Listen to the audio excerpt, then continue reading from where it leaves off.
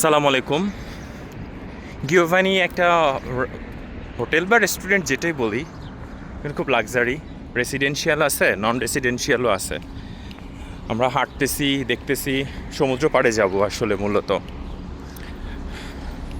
এটা আসলে অ্যাকচুয়ালি বলা যায় যারা খুবই অভিজাত, মানে লক্ষ লক্ষ বলবো না, কোটি দিনারের মালিক বাংলাদেশি, যেটা বিলেনিয়ার বলা চলে। আপনি চাইলে তাদের কাতারে যদি থাকেন তাহলে আপনি এইসব জায়গাগুলো আসতে পারবেন। ওই যে সে টাওয়ারটা, মূলত ওই টাওয়ারটা হচ্ছে সমুদ্রের পাড়ে।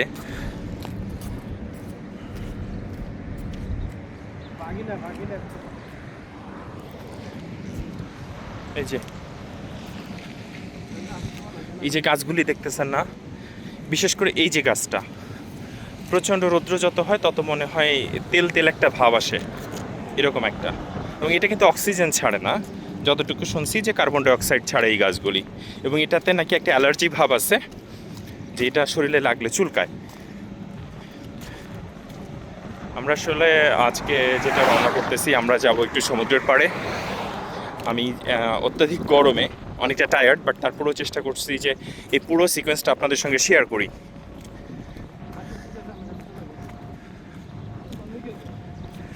রাইট নাও, আল্লাহ হাফেজ।